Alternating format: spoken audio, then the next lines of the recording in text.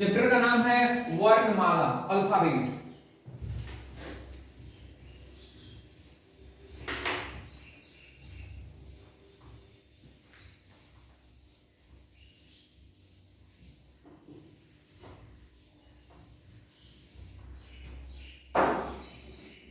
वर्णमाला।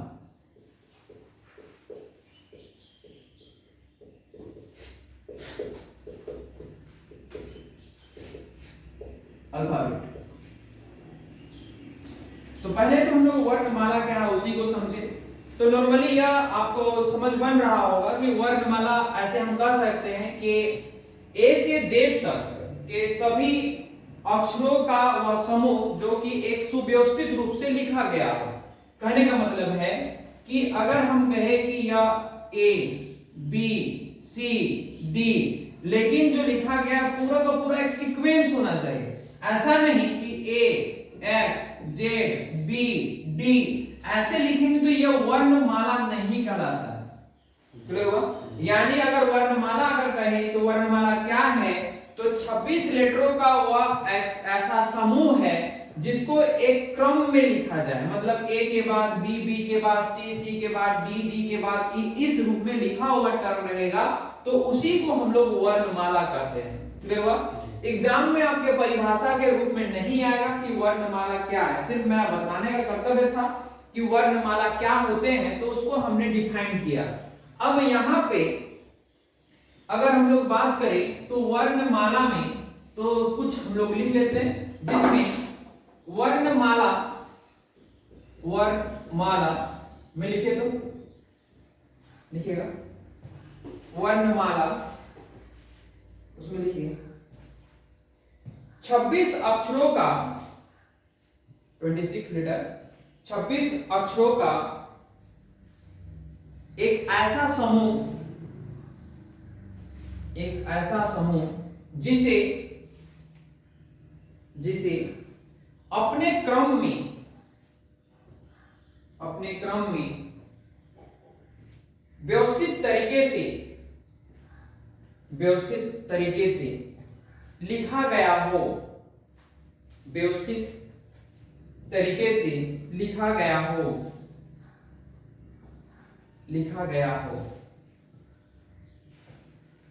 हो गया जी? ठीक।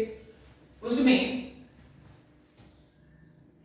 ए नहीं देखिएगा, A B C D E F G H I J K L M N O P Q R S T U भी डब्ल्यू एक्स वाई और यह हो गया जेड। मतलब टोटल यह है आपका 26 अक्षरों का समूह। ठीक। अब इसमें से क्या हुआ कि हम लोग को ना वर्णमाला में इसका नंबरिंग जानना अति आवश्यक है। अब नंबरिंग में हम कहे कि नंबर को पूरा का पूरा रट लीजिएगा, तो थोड़ा सा क्या होगा कि अगर उसके बारे में थोड़ा सा टेक्निक अगर नहीं पता होगा तो थोड़ा समस्या होता है। हम कुछ का टेक्निक बता देते हैं। जैसे T20 नाम सुने हैं, T20 वर्ल्ड कप खेला हो रहा है, तो टी जो होगा वो कितने नंबर पे? 20 नंबर। ठीक। T20 और 20 नंबर पे है ना, 20 नंबर। सर T20 की बात की जब आईपीएल खेला होता है उस समय किंग्स इलेवन पंजाब भी एक टीम है ना? नहीं है? इसका मतलब यह हुआ कि किंग्स के फॉर किंग्स और 11 मतलब 11। ठीक। यानी के का नंबर 11 हुआ। ठीक। उसी प्रकार जो है एम के बारे में हम बात करें, यह एम जो दिखाई देता है या एम, इसको घुमाए तो 3 के जैसा दिखाई देगा कि नहीं दिखाई देगा? तो हम लोग जानते हैं कि पूरा का पूरा एक अल्फाबेट में 26 लेटर ही होता है, तो इधर एक दे दिए, इसका मतलब यह हुआ कि एम का नंबरिंग किसके जैसा? 13 के जैसा। ठीक। हमने याद करने का एक तरीका बदला दे रहे हैं, जैसे कि कुछ लेटर अगर परफेक्ट याद हो जाए, लेकिन जो है इसको आपको किसी ना किसी तरीका से रट ही लेना है। उसी प्रकार जब हमने एम के बारे में कहा तो आपके मन में आ रहा होगा गुरुजी इधर डब्ल्यू भी तो ऐसे दिखाई दे रहा है, नहीं कहिएगा? इसको भी घुमाएं, यह भी जब एक जगह एक प्रयोग हो गया तो एक जगह दो प्रयोग कर देते हैं, इसका मतलब यह हुआ कि W जो है उसका नंबरिंग कितना का है 23 का। ठीक, पेट्रोल पंप है, पेट्रोल पंप में क्या होना है कि एक ऐसा ही लेटर लिखा हुआ है जो नॉर्मली 8 जैसा दिखाई देता है ना, इस तरह से, और इसमें ना वो सब लेटर को लिख देता है 1 2 3 4 5 6, दुनिया का जितना डिजिट होगा ना सब में लिख देगा। इसका मतलब अगर या इसको हम इधर से हटाएं और इधर से हटाएं तो बन गया कौन सा H। इसका मतलब यह हुआ कि H का नंबरिंग जो है वह 8 है, क्योंकि वो 8 के जैसा ही दिखाई देता है। उसी प्रकार हमने देखा कि 1 2 3 4 5 6, ठीक, 7, 4 को इस वजह लिखते हैं 4, और ये हो गया 6 के बाद 7, ये हो गया 8, ये 9, यानी 1 से लेके 9 तक में एक ही ऐसा लेटर है जिसका पेट कटा हुआ है, वो है कौन सा 7। इसका मतलब Q एक ऐसा लेटर है A से Z तक जिसका पेट कटा हुआ है, इसका मतलब यह 7 हुआ और इसके बगल में 1 हुआ, मतलब Q का नंबरिंग हो गया आपका 17। ठीक, इसी प्रकार हम लोग पुनः आगे बढ़े तब R का प्रोनाउंसिएशन ना 18 के जैसा लगता है, महसूस करके देखिए R 18 नहीं लग रहा है। ठीक, इसका मतलब यह हुआ कि R का नंबरिंग हो जाएगा 18। कभी कभी ना हम लोग लेटर लिखते समय ना बड़ा सुंदर शैली से लिखते हैं I को, जैसे देखिएगा ऐसे घुमा के लिखते हैं ना। ठीक, यानी कुल मिला के ऐसा किया जाए तो कुल मिला के I जो है ना वो 9 के जैसा दिखाई दे रहा है ना। देखिए हमने ऐसा बता इसलिए रहे हैं जिससे कि कुछ लेटर ना डायरेक्ट मौखिक आपको याद हो जाए। ठीक, क्योंकि अगर आपने इसको रटा नहीं तो एग्जामिनेशन हॉल में क्या करते हैं स्टूडेंट्स को बता रहे हैं, एग्जामिनेशन हॉल में सबसे पहले जाकर एबीसीडी लिखेंगे, वो माने चाहे ना माने वो एबीसीडी को लिखेंगे और उसके नीचे नंबरिंग कर देते हैं। ठीक, लेकिन अगर आपको नंबरिंग पता है तो संभवतः यह है कि कोई पेज पलटेगा और आपके दिमाग में चल रहा था, आपका स्पीड औरों की अपेक्षा थोड़ा अधिक रहेगा, और एग्जामिनेशन का मतलब ही है स्पीड। ठीक, एक्यूरेसी के साथ, मतलब जितना आप बढ़िया बनाते हुए अधिक गति से पार करिएगा तो आपको अच्छे पद के लिए पहुंचिएगा। अब यह हो गया आपका 9। अब इसी प्रकार जो है हम लोग आगे बढ़े तो पुनः देखिएगा कि आप किसी में से किसको उठा लें, जैसे कि I हो गया, H हो गया, इसी प्रकार हम किसी को और भी उठा सकते हैं, जैसे कि मान लेते हैं कि यह P है, तो P को अगर हम थोड़ा समझाने का प्रयत्न करें, अब बिल्कुल मान लेते हैं कि P इस तरह से है। ठीक, P ऐसे है, तो P को अगर उलट के लिखेंगे ना तो वो 6 में कन्वर्ट हो जाएगा। और अगर देखिए इसको उल्टेंगे तो ये 6 हो गया, इसके बगल में 1 हो गया तो 16 हो गया। अब इसके बाद थोड़ा समझिए कि कोई भी व्यक्ति है ना उसको प्रथम 5 डिजिट यानी 1 2 3 4 और 5 यह हमेशा याद रहता है, साथ ही साथ अंतिम का 5 जरूर याद रहा होगा, मतलब 21 22 23 नहीं 23, ये हो गया 24 25 और यह 26, यानी कुल मिला के हम लोग को इतना डिजिट तो फिलहाल याद है। ठीक, अब इतना डिजिट याद है तो याद कौन कौन सा नहीं है, तो आपके पास सिर्फ ये F G J, ठीक, और पुनः हो गया आपका L N और O और S, यानी इसमें भी अगर आप कुछ टेक्निक लगाइएगा तो हो जाएगा, लेकिन उतना टेक्निक लगाने की आवश्यकता बिल्कुल नहीं है। 26 लेटर है, मोबाइल नंबर जब याद करने पाते तो 2 बार किसी का मोबाइल नंबर हो तो वहीं पहुंच जाएंगे 20 लेटर पे। ठीक, तो इस प्रकार जो है यह हो गया आपका 6, यह हो गया 7, सिमिलरली यह हो गया 10। ठीक, इसी प्रकार जो है यह 12, ये 14 और 15 आपका। ठीक, और कौन सा बच रहा है 19। जैसे कि यहाँ पे हम कहेंगे ऐसा है, इसको नीचे झुका दीजिए तो 9 के जैसा दिखाई दे रहा है, बगल में एक लिख दिए तो ये 19 बन गया। लेकिन यह कोई तरीका नहीं है समझाने का, लेकिन हम लोग प्रयास कर रहे थे कि कुछ डिजिट जो है आपको मौखिक याद हो जाए, यानी कुल मिला के आपको यह समझना होगा कि आपका जो है A से लेकर Z तक के अक्षर का नंबरिंग आपको परफेक्ट मौखिक याद होना चाहिए। क्लियर हुआ?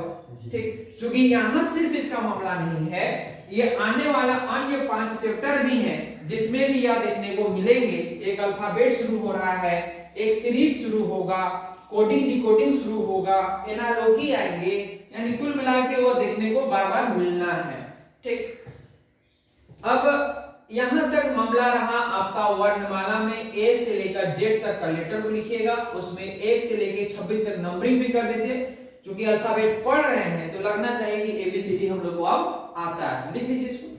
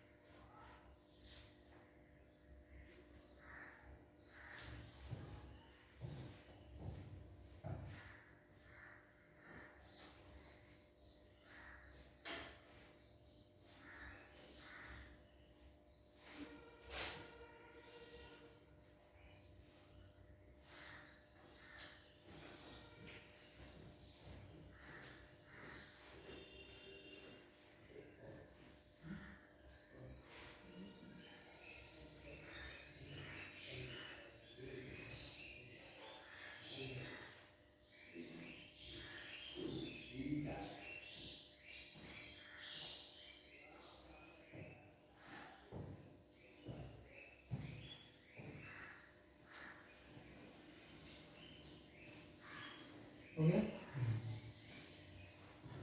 अब अंग्रेजी वर्णमाला में ना 5 स्वर होते हैं और बाकी बात जो है आपका 21 वह आपका व्यंजन होते हैं। तो इसके बाद हम लोग को स्वर लिख लेना है, स्वर जिसको हम लोग अंग्रेजी में वॉवेल कहते हैं। तो स्वर कौन कौन? ए, ई, आई, ओ, यू, ये आपका स्वर वर्ण हुए, ठीक। और एक जो है आपका व्यंजन होते हैं, वह है आपका B, C, D, F, G, H, आई नहीं होगा, जे होगा, इसी प्रकार अन्य चलेंगे। तो स्वर और व्यंजन को भी थोड़ा सा लिख लीजिए क्योंकि आने वाला है इसी चैप्टर में। वहां पे ई नहीं होता, कहां पे? ई है, डी के बाद में ई, डी के बाद ई नहीं होगा क्योंकि उसे हम लोग स्वर बोलते हैं। ए, ई, आई, ओ, यू को हम लोग स्वर बोलेंगे। और यहाँ पे व्यंजन में आपका बी से शुरू होगा, बी, सी, डी, उसके बाद ई नहीं हुआ, फिर एफ, जी, एच, उसके बाद आई नहीं लिखे क्योंकि आई ऊपर यूज हो चुका है, ठीक। तो ऊपर वाला को छोड़ के बाकी बात जितने भी लेटर हैं वह आपका व्यंजन कहलाएंगे, कॉन्सोनेंट कहलाते हैं। जब आप मटेरियल देखिएगा तो मटेरियल के अंतिम तरफ में स्वर और व्यंजन से भी प्रश्न बनता है, तो वो भी आपका लिखा हुआ है।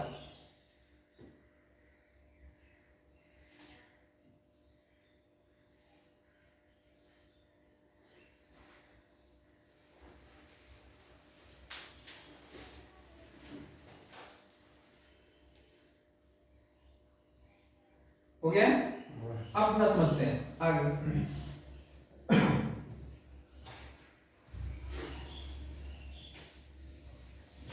अगर मान लेते हैं कि हम जो है बोर्ड की ओर देख के खड़ा हैं, ठीक। अगर बोर्ड की ओर देख के हम खड़ा है तो इसका मतलब यह हुआ कि मेरा बायां हाथ, जैसे यह मेरा बायां हाथ यह है ना, ठीक। तो यह हुआ आपका बायां और यह हुआ मेरा दायां, ठीक। अब इसी प्रकार अगर हम इस एबीसीडी को A, B, C, D, E, F, G, H, I, J, K, L, M, N, O, P, Q, R, S, T, U, V, W, X, Y और या जेड, तो पूरा का पूरा ए से लेकर जेड तक लिखा गया बात को हमने क्या कहा है अभी? वर्णमाला, ये बोले है ना। तो अब थोड़ा समझिए कि हमने कहा ये तो हम थे ना, ये तो हम यानी मैं कह देते, मेरे बाएं, मेरा यह हाथ को, ठीक, तो इसको बायां बोले, इधर बोले तो दायां बोले। इसका मतलब अगर इस व्यक्ति के जगह में हम कहे कि अब यह व्यक्ति नहीं है, यह वर्णमाला है, व्यक्ति नहीं है, यह वर्णमाला है, तो वर्णमाला का यह कौन सा हाथ और यह कौन सा हाथ? इसका मतलब वर्णमाला में कहेगा तो बायां इधर होगा और दायां इधर होगा। कोई समस्या? अगर हम लोग कहे कि अंग्रेजी वर्णमाला में बाएं से, इसका मतलब एकदम महसूस कीजिएगा कि वर्णमाला का बायां कहा गया है, मतलब इधर से चलना है। अब तो क्लियर हो रहा है, ठीक। मतलब हम लोग को चलना है इस तरफ से, यानी पहला नोट अगर हम लिखाना चाहे तो उसमें आप लिखिएगा लिखिएगा अंग्रेजी वर्णमाला, अंग्रेजी वर्णमाला में, अंग्रेजी वर्णमाला में बाएं से, अंग्रेजी वर्णमाला में बाएं से का अर्थ है, का अर्थ है ए से जेड की ओर, ए से जेड की ओर, जेड की ओर, अर्थात ए तीर का निशान जेड, ए तीर का निशान जेड। हो गया? मतलब कभी भी प्रश्न में कहा कि अंग्रेजी वर्णमाला में बाएं से, इसका मतलब आपको चलना है ए से, ए बी सी उधर चलते हुए आना है। सेकंड लिखिएगा अंग्रेजी वर्णमाला में, अंग्रेजी वर्णमाला में दाएं से, अंग्रेजी वर्णमाला में दाएं से का अर्थ है, का अर्थ है, का अर्थ है जेड से, जेड से ए की ओर, जेड से ए की ओर, अर्थात जेड तीर का निशान ए, जेड तीर का निशान ए, दाएं से हो गया। ठीक, अब पुनः हम लोग आगे बढ़ते हैं।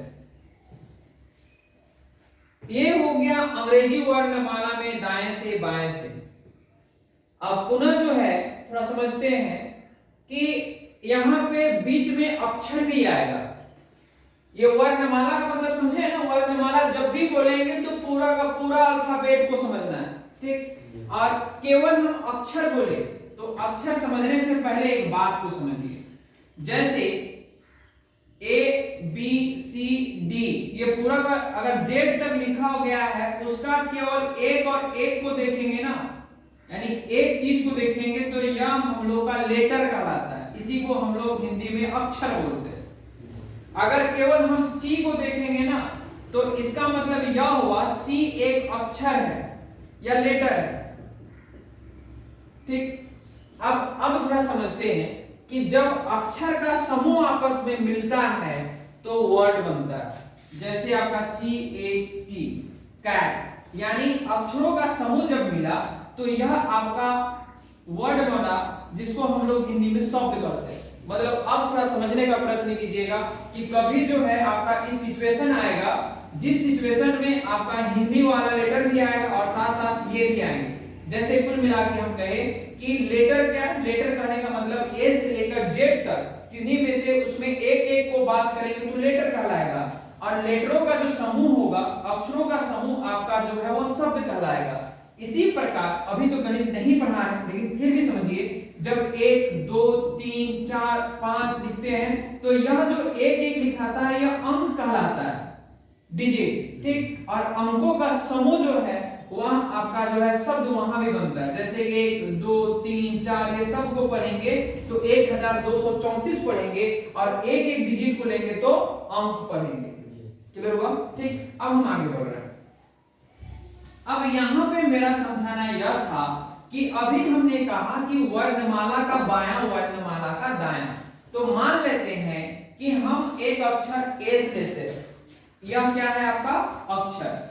तो अक्षर हमने लिया और अक्षर आपका एस है, तो महाशय कहेगा कि मेरा भी तो पैर और मेरा भी हाथ है, स्वाभाविक सी बात है, बम नहीं है। इसका मतलब यह कहेगा मेरा बायां कौन, कहेगा नहीं बोलेगा, और यह कहेगा कि मेरा दायां यह है। इसका मतलब अक्षर एस के बाएं बोले, हमने कहा अक्षर एस के बाएं, तो कहेगा मेरा बायां हाथ इधर है तो हम इधर चलेंगे, नहीं बोलेगा। इसका मतलब अगर मान लेते हैं कि अक्षर यह है और इसका हम बाएं कहते हैं तो बाएं कौन सा लेटर होगा, आ। क्लियर, समझ आ रहा है? अब थोड़ा समझने का प्रयत्न कीजिएगा कि हम वर्णमाला बोलेंगे तो बायां शुरू होता है यहां से, ठीक, और अक्षर बोलते हैं तो इसका बायां यह लेटर। हम अगर थोड़ा सा एग्जांपल के रूप में कहे कि मान लेते हैं अक्षर एस के बाएं दूसरा लेटर क्या होगा, तब क्यू होगा।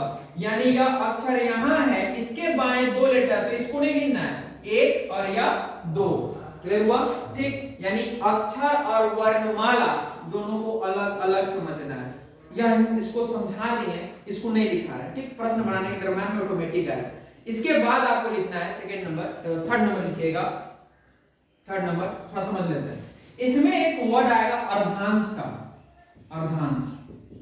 ठीक, अब अर्धांश क्या है? यानी ए से लेकर जेड तक में टोटल कितने लेटर? 26 लेटर। 26 को आधा आधा काट दिए तब 13। इसका मतलब यह हुआ कि यहां से लेकर यहां तक यह जो लेटर बना, यहां से लेकर यहां तक, यह प्रथम अर्धांश कहलाया। ठीक, और यह जो है आपका द्वितीय अर्धांश कहलाया।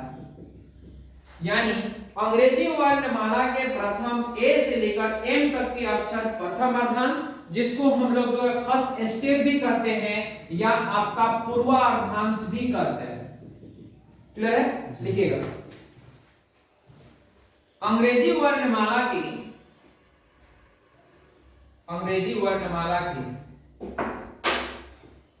ए से लेकर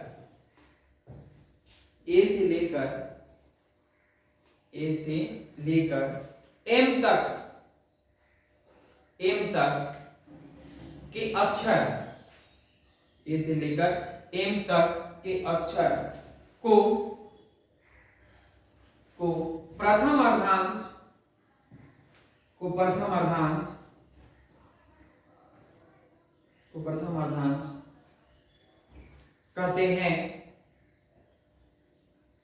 अर्धांश कहते हैं। ब्रैकेट में यह भी लिख दीजिएगा कि पूर्वार्धांश भी कहते हैं। ब्रैकेट में सिर्फ पूर्वार्धांश लिख दीजिए। पूर्वार्धांश मतलब प्रथम अर्धांश की जगह में पूर्वार्धांश लिखा हुआ है, तब भी मीनिंग उसका वही है। आगे बढ़े। सेकेंड नंबर लिखिएगा, मतलब नेक्स्ट लिखिएगा, फोर्थ नंबर शायद होगा, उसमें लिखिएगा अंग्रेजी वर्णमाला के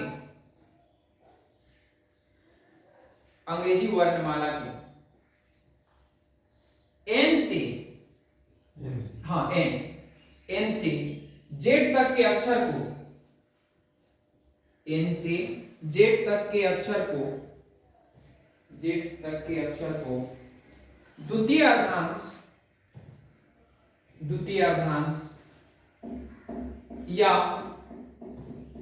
या उत्तरार्धांश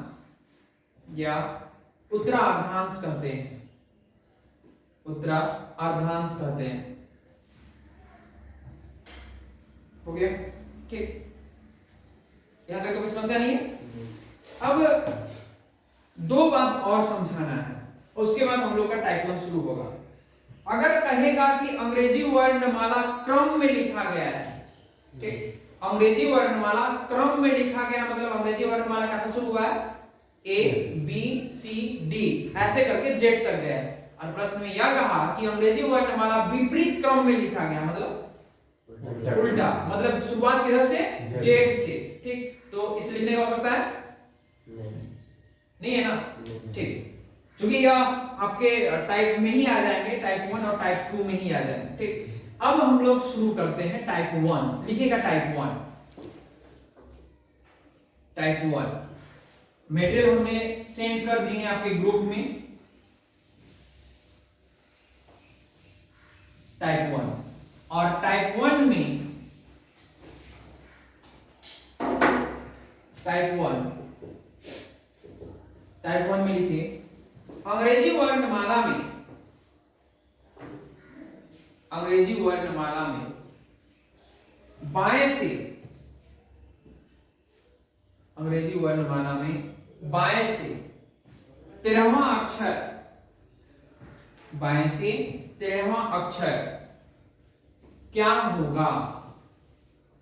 अंग्रेजी वर्णमाला में बाएं से 13वां अक्षर क्या होगा?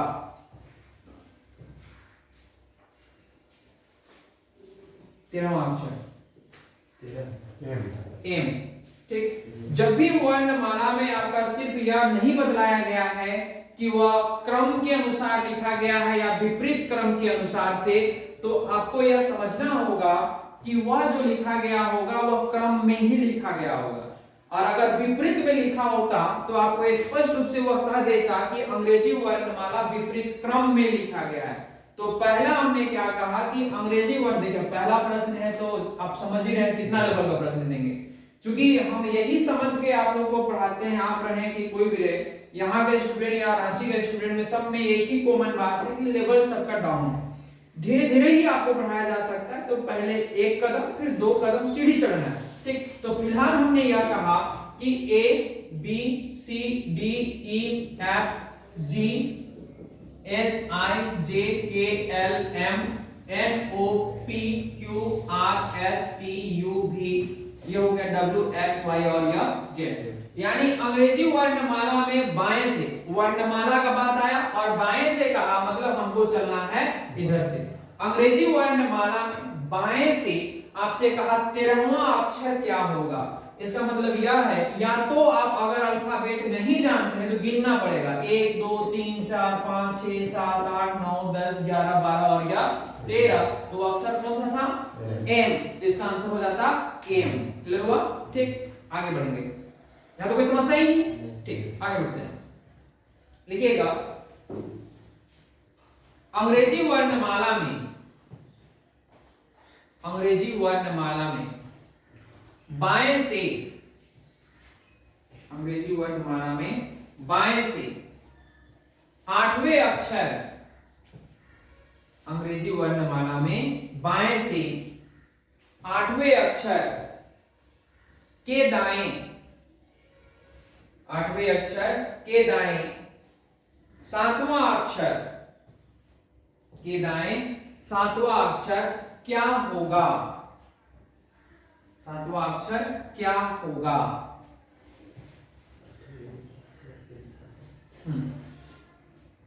ऊपर में एबीसीडी लिखा हुआ है फर्स्ट टाइम, लेकिन कल से प्रयास करेंगे कि रटा हुआ होना चाहिए।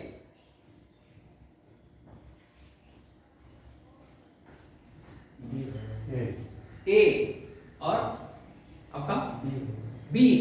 अब चलिए आते हैं, बाएं से कितना अक्षर 7वां के 8वां ना, इसका मतलब वर्णमाला में, वर्णमाला मतलब और भी बाएं से बोला मतलब शुरू इधर से ना, 1 2 3 4 5 6 7 8, यहां पे आने के बाद हम खड़ा हो गए, खड़ा हुए, उसके बाद कहें के दाएं, मतलब किसके दाएं, एच के दाएं कितना अक्षर 7 अक्षर। इसका मतलब एच कहेगा कि हमारा दायां हाथ किधर है, इस साइड, यही ना बोलेगा, दायां यह होगा या बायां होगा। हमने कहा है कि एच के दाएं बोले हैं सतवाना, इसका मतलब इधर जाना चाहेगा कि उधर जाना चाहेगा, उधर जाना चाहेगा।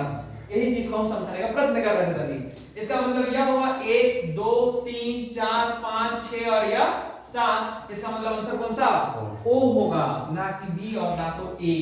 क्लियर हुआ, ठीक। अब इसको थोड़ा अब समझने का मामला आ गया, यहां पे अब यह गिन के आपने बनाया, यहां से अब जो है फार्मूला बनना शुरू होता है। फार्मूला कुछ नहीं है, वो व्यवहारिक जो बात करते हैं ना, उसी को शॉर्ट फॉर्म में लिखा गया एक तरीका है जिसको हम लोग फार्मूला का नाम दिए हैं। जैसे आपने देखा कि शुरुआत में हमने बाएं कहा, ठीक, क्योंकि बाएं कहे उसके बाद फिर से क्या बोले दाएं। जब भी प्रश्न में बाएं और दाएं का सिचुएशन आएगा तो वो आपस में कुल मिला के प्लस होंगे।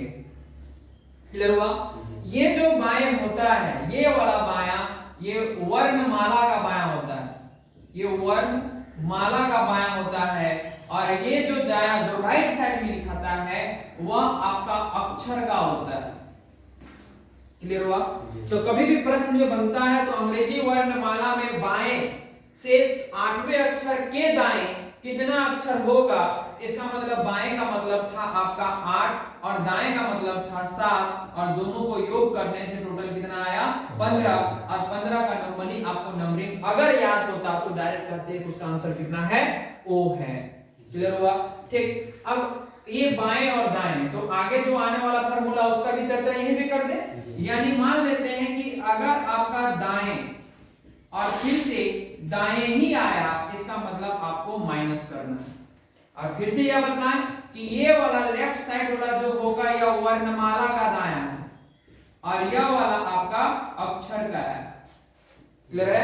फिर से हम आगे बढ़े तो आपके मन में आ रहा गुरुजी ख्याल यही हो सकता है, नहीं होगा। तो दाएं और यह हो गया आपका बाएं, तो जब भी दायां और बायां आएगा तो फिर से प्लस। यानी अब एक चीज तो कॉमन सेंस कार्य करना शुरू किया, अगर वह एक में समान समान आएगा तो माइनस होगा, और समान के साथ कोई दूसरा बायां के साथ दायां, दायां के साथ बायां आया तो प्लस होगा। इसी प्रकार आप कह रहे होंगे कि बायां और कहीं बाएं और एक जो है फिर से बाएं आया, इसका मतलब वो क्या होगा, माइनस होगा, क्योंकि बाएं बाएं सेम सेम मतलब माइनस, ठीक। और दाएं दाएं सेम दो माइनस, और जहां उसके अलावा कुछ और आया तो वह प्लस होगा। कोई समस्या? ठीक, इसको लिख लीजिएगा, भाई इसमें काम देने वाला है।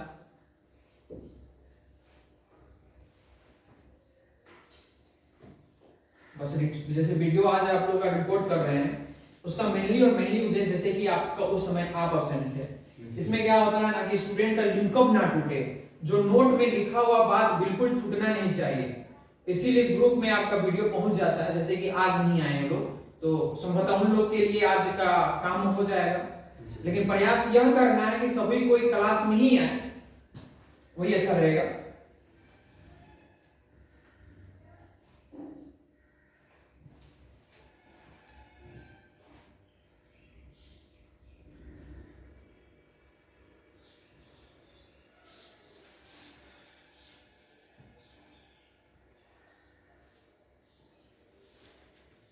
हो गया? अगला प्रश्न लिखते हैं, लिखिए तो, अंग्रेजी वर्णमाला में बाएं से, अंग्रेजी वर्णमाला में बाएं से 9वें अक्षर के दाएं, 9वें अक्षर के दाएं, अच्छा दाएं को बाएं कर दीजिए तो फिलहाल, हाँ बाएं कर दीजिए, एक आध माइनस करने के लिए बाएं, तीसरा अक्षर के बाएं तीसरा अक्षर क्या होगा, तीसरा अक्षर क्या होगा, तो सोचिए। दोनों तरफ से बाएं बाएं बोले हैं ना जी, तो माइनस होगा या प्लस? माइनस होगा, तो 9 और 3 माइनस किए कितना आया? 6 का मतलब क्या हो गया? F, ठीक, 6 का मतलब आपका F। कोई समस्या है? ठीक, और नहीं तो आपको यहाँ से 9 जाना होगा, फिर 3 वापस आना होगा, क्योंकि यहाँ से फिर बाएं बोले हैं, तो 1 2 और या 3, कोई समस्या ही नहीं। अब प्रश्न में इतना तक पूछता था, मतलब कहता कि किसी लेटर के बाएं, मतलब किसी लेटर में वर्णमाला से बाएं के दाएं चौथा अक्षर क्या होगा, पांचवा अक्षर क्या होगा। लेकिन एग्जामिनेशन ना कभी ना स्टूडेंट से मजा लेने के लिए ना थोड़ा प्रश्न का लेवल को बढ़ा देता है। जैसे एक प्रश्न लिखिए तो, जैसे लिखिएगा, अंग्रेजी वर्णमाला में बाएं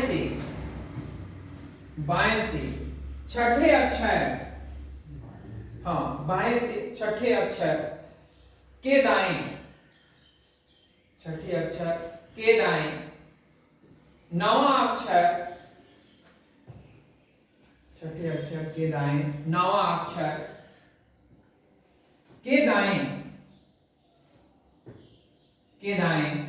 सातवां अक्षर, के दाएं सातवां अक्षर क्या होगा, के दाएं सातवां अक्षर क्या होगा।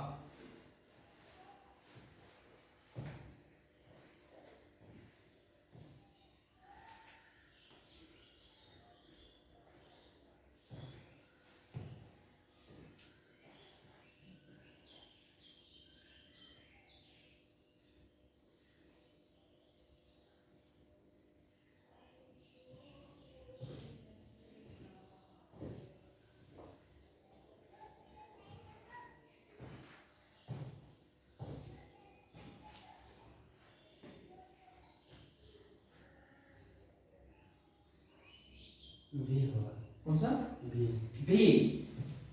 बी होगा आपका। बाएं से 6 ना, नहीं समझ आया तो कुछ नहीं, एबीसीडी लिख दिया और बाएं से 6 कहने का मतलब एफ के पास पहुंचे। एफ के पास पहुंचने के बाद फिर से कहता है उस अक्षर के दाएं कितना 9, इस अक्षर के दाएं 9 चलेंगे तो 1 2 3 4 5 6 7 8 और ये 9 यहाँ पे पहुंच गए। फिर कंप्लीट नहीं हुआ, फिर से कहता है उस अक्षर के दाएं कितना 7, तो 1 2 3 4 5 6 और यह 7, तो आंसर कितना हो गया बी। लेकिन यह तो हो गया कि आपको काउंट करने का आवश्यकता पड़ा। अब हम लोग सोचे कि बिना काउंट किए कैसे बनेगा, मन में यह भी आ सकता है। इसका मतलब आपने क्या किया है, शुरुआत में यह बाएं बोला, यह दाएं बोला, फिर से दाएं बोला।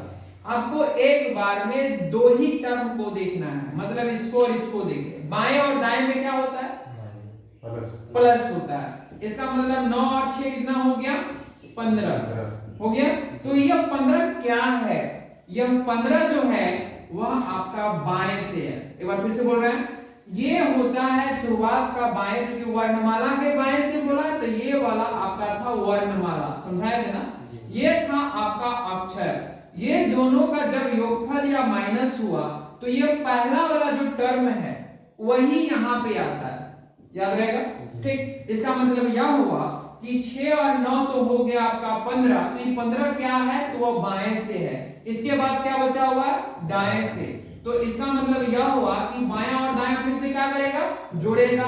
इसका मतलब जैसे हमने इसको जोड़ने का प्रयत्न किया तो कितना आ जाएगा 22, दैट मींस बी। क्लियर हुआ। ठीक, तो अंग्रेजी वर्णमाला में अब अगर प्रश्न आपका क्रम के बेसिस पे पूछेगा तो इतना प्रश्न बनाया जा सकता है। अभी मान लेते हैं कि कभी भविष्य में यहां से दाएं बाएं बाएं दाएं दाएं दाएं किया, फिर में एक आध चीज और बाएं कह दिया, तो अंतिम पड़ाव में फिर इतना करने के बाद यह आपका बाएं से ही आया है ना, फिर बायां कहता तो माइनस कर देते। मेरी बात समझे, यानी भविष्य में अगर प्रश्न का अगर संख्या में बढ़ोतरी कर दिया जाए तब भी प्रश्न में समस्या नहीं आने चाहिए। क्लियर है। ठीक, तो यह था आपका क्रम के बेसिस पे। अब जो है यहां तक कोई समस्या नहीं। ठीक, अब इसके बाद जो है ना, अब प्रश्न में क्या कहेगा, अभी तक हम लोग उसकी चर्चा नहीं किए हैं। उससे पहले एक छोटा सा बात होना चाहिए। जैसे हमने कहा कि 1 2 3 4 5 6 और ये 7, हम लोग एक कतार में टोटल कितने व्यक्ति हैं, इस पे 7 व्यक्ति, कुल मिला के यही है 7 व्यक्ति हैं हम लोग, और ये 7 व्यक्ति। अब इसमें से हम इस व्यक्ति के बारे में चर्चा करें तो बाएं से कितने नंबर पे, तीसरा, तो 1 2 और यह 3, यानी यह व्यक्ति तीसरे नंबर पे, और इसी व्यक्ति को हम दाएं से ले तो 5, यानी आपका 1 2 3 4 और यह 5। थोड़ा अनुभव कीजिएगा, व्यक्ति की संख्या कितना है टोटल 7। इस व्यक्ति को बाएं तरफ से लिए तो 3 और दाएं तरफ से लिए तो 5, तो कुल मिला के अब आपका जो है कॉमन सेंस का रहा होगा कि तो 8 हो गया। नहीं लग रहा है? ऐसा होने के पीछे सिर्फ और सिर्फ एक ही कारण है कि यह व्यक्ति को इधर से काउंट कर दिया गया और इधर से भी, दोनों तरफ से गिनती हो गया ना। अब दोनों तरफ से गिनती हो गया तो स्वाभाविक सी बात है जितना व्यक्ति रहेंगे उससे एक बढ़ जाएगा।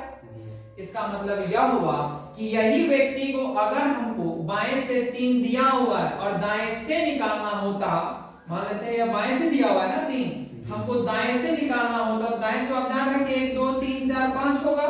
इसका मतलब आपका जो है यहाँ पे लिखाएगा अगर दाएं से निकालना है तो दाएं से निकालने के लिए हमने क्या किया कि टोटल जो 7 है, 7 में से 1 बढ़ा के हमने जो है बाएं से कितना है 3, उसको माइनस कर दिए तो आपका कितना आ गया 5। अब इसी को हमने फार्मूला का रूप दिया। अगर आपका प्रश्न में दाएं से निकालना पड़ गया, कभी आवश्यकता पड़ गया तो आपको करना है कुल कौन था 7, तो 7 की जगह में कुल प्लस 1 माइनस जो हो गया, और यह जो है आपका बाएं से, तो यह लिखा गया आपका बाएं से। क्लियर हुआ।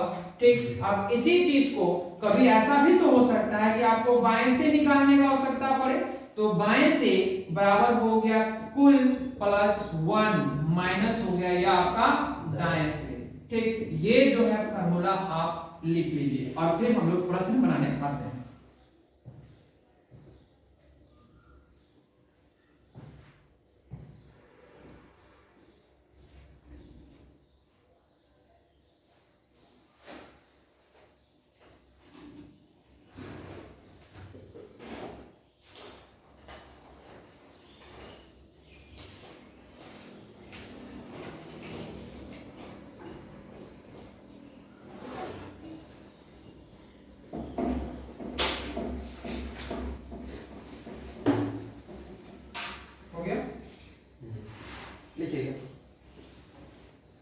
यदि अंग्रेजी वर्णमाला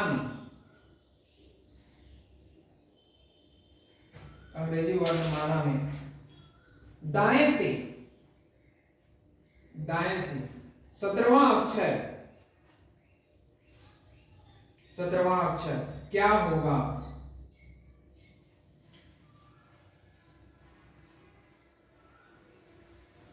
17वां अक्षर क्या होगा? What will be the 17th letter from the right side of alphabet?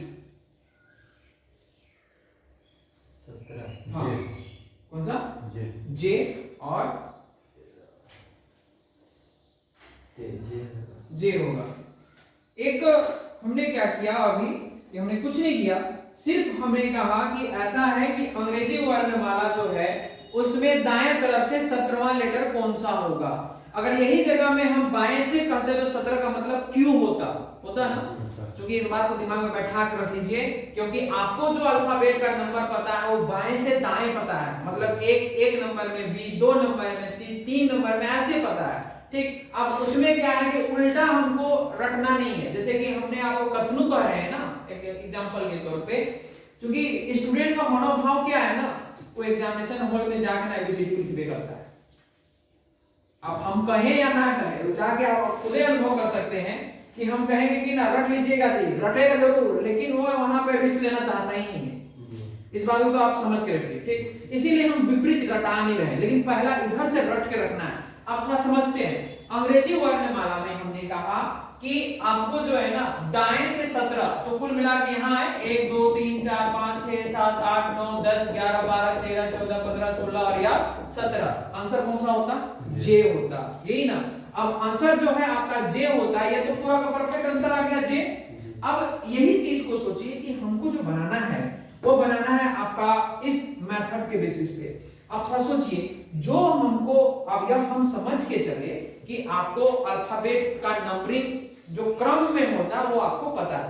ठीक, अब हमने क्या किया यहाँ पे कि हमने कहा कि अंग्रेजी वर्णमाला में दाएं से 17वां अक्षर क्या होगा, और आपको पता है किधर से? बाएं से, क्योंकि रटे आप बाएं की ओर से हैं, तो बाएं से निकालना है। इसका मतलब ये सेकंड फार्मूला याद हो जाएगी। तो कुल कितना होता है अल्फाबेट? 26, उसमें 1 बढ़ा दिए और दाएं से कितना नंबर बोल दिए? 17। इसका मतलब यह हो गया कि ये से हमने कैलकुलेट किया तो 27 माइनस 17, यह जैसे ही आपका हुआ 0 और ये कितना 1, इसका मतलब यह हुआ कि अभी आंसर कितना ला रहे थे? जे, यही ना। और 10 का मतलब क्या हो गया? जे।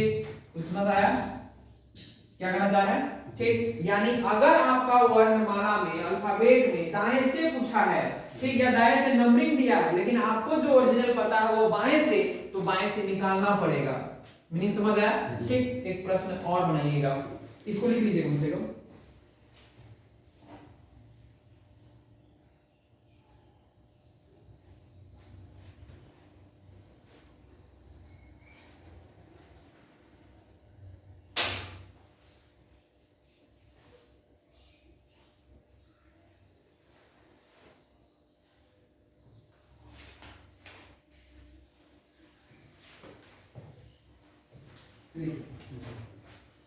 यदि अंग्रेजी वर्णमाला में, यदि नहीं केवल अंग्रेजी वर्णमाला में दाएं से 20वें अक्षर, दाएं से 20वें अक्षर के दाएं छठा अक्षर के दाएं छठा अक्षर क्या होगा? छठा अक्षर क्या होगा?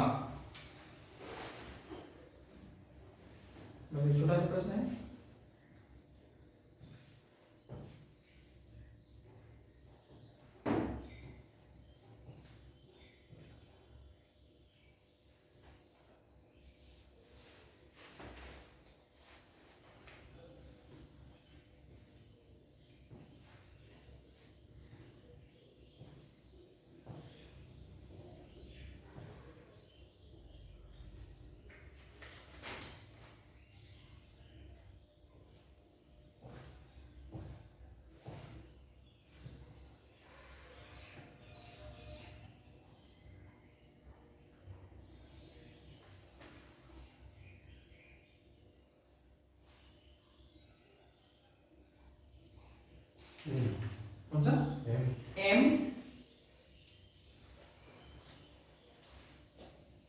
अंग्रेजी वर्णमाला में दाएं से बोले हैं ना 20वें अक्षर ना, तो 1 2 3 4 5 6 7 8 9 10 11 12 13 14 15 16 17 18 19 20 यहां तक पहुंचे।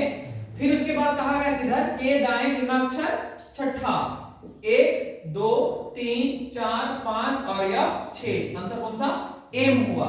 लेकिन इसी चीज को आप सोचिए कि नहीं हमको ऐसे नहीं बनाना है, तो इसका मतलब यह हुआ कि आपको क्या करना है कि अंग्रेजी वर्णमाला में पहले तो हम लोग को यह दाएं, पहले दाएं बोला है ना, और फिर से क्या बोला, फिर दाएं बोला, दो बार दाएं बोला। इसका मतलब यह हुआ कि दायां और दायां आएगा तो अभी हम लोग क्या सीखे, माइनस होगा। तो यह 20 था, फिर दायां में कितना 6 ही ना, ठीक। इसका मतलब माइनस हुआ तो कितना आया 14 की 14 क्या है, ये दायां है। अगर आपको दायां से नंबरिंग पता होता तो डायरेक्ट जो है आप उसका मौखिक आंसर करते, लेकिन हमको पता किधर से है, बाएं से, बाएं से पता है ना। इसका मतलब यह हुआ कि इस दायां वाला को हमको बाएं से पहले लाना पड़ेगा, और बाएं से लाने के लिए कुल प्लस 1 माइनस दाएं से। इसका मतलब कुल कितने का 26 प्लस 1 27 कर दे, और दाएं से कितना आया है अभी 14। इसका मतलब यह हो गया 3 और यह 1, तो m 13 जो आ रहा है वो बाएं से पता चला, तो कि बाएं से आपको नंबरिंग पता है, और 13 का मतलब हो गया आपका कौन सा m। कोई समस्या है, एक होमवर्क में लिख लेते हैं।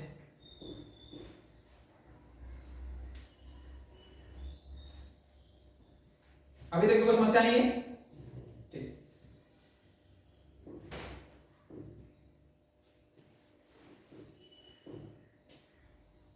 एक होमवर्क लिखिएगा। अंग्रेजी वर्णमाला में, अंग्रेजी वर्णमाला में दाएं से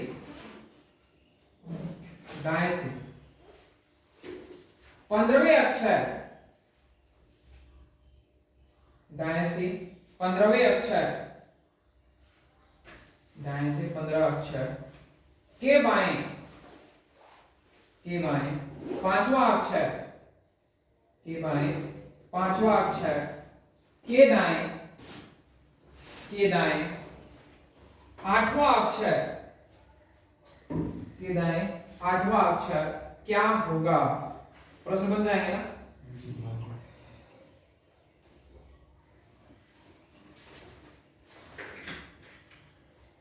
इससे आगे हम कल बात करेंगे। इतना को कम से कम बना चाहिए।